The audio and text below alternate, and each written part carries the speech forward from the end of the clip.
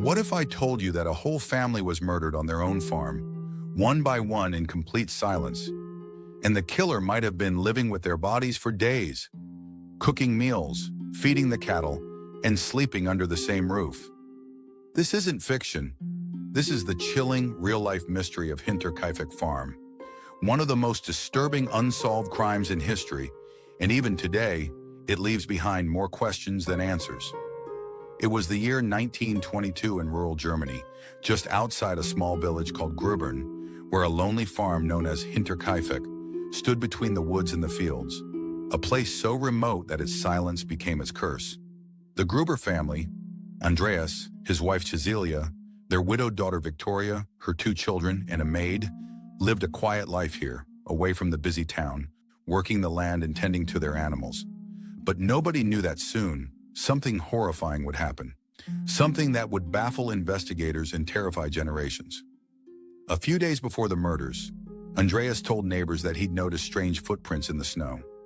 They led from the forest to the farm, but never back. He also claimed to hear footsteps in the attic and found a newspaper on the farm that no one had brought in. Not from town, not delivered, not familiar.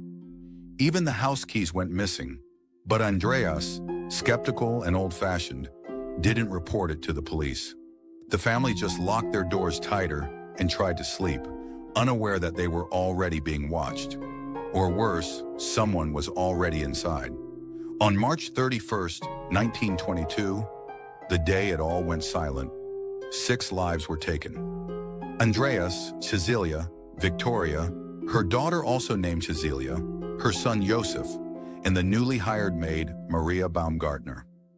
All were brutally murdered, one after another, using a mattock, a farm tool similar to an axe. Shockingly, the killer didn't leave right away. In fact, what came next is even more disturbing. Neighbors who hadn't seen the family in days began to worry when Victoria didn't show up to church and the kids missed school. Finally, on April 4th, a group of villagers entered the house, and what they saw was horrifying.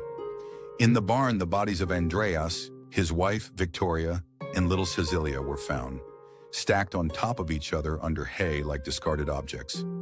Inside the house, the maid and baby Joseph were found dead in their rooms, cold, silent, and still.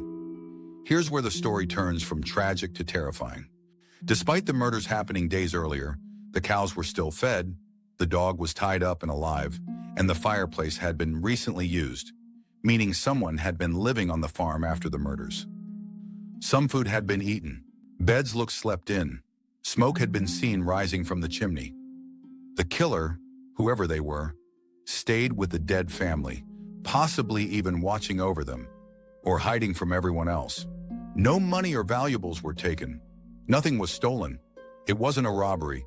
It was something far more personal and far more sinister. At first, suspicion fell on Victoria's rumored lover, Lorenz Schlittenbauer, a man with a strange connection to the family and the father of little Joseph, as many believed. He was among the villagers who discovered the bodies, and oddly, he unlocked the front door without hesitation, claiming he had the right to enter. He also disturbed the crime scene, moved bodies, entered rooms freely, and acted suspiciously. But despite all of that, no concrete evidence tied him to the murders.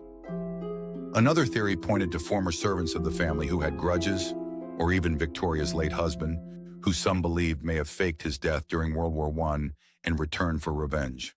But again, no proof, no confessions, no eyewitnesses, just silence. One of the most haunting details in this entire case was discovered during the autopsy of young Cecilia, the daughter of Victoria. She had clumps of her own hair in her hands. That means she was alive after the attack and had lain there in agony, tearing out her hair in terror and pain before finally dying. Just imagine the horror in those final hours. No help, no light, just darkness and pain. Years passed. The farm was demolished. A shrine was built on the site, but the story never faded. In fact, it only grew more mysterious. In 2007, German police reinvestigated the case using modern forensic techniques and criminal profiling. And while they did identify a likely suspect, the name was never released to the public due to respect for their descendants, because the suspect had died long ago. So even today, officially, the case remains unsolved. The Hinterkaifeck murders remain one of the most terrifying unsolved crimes in history. A silent killer, 6 lives lost, no motive, no justice. The idea that someone could live among the dead, cooking, cleaning, watching, for days without anyone knowing, is enough to send chills down your spine. Even now, the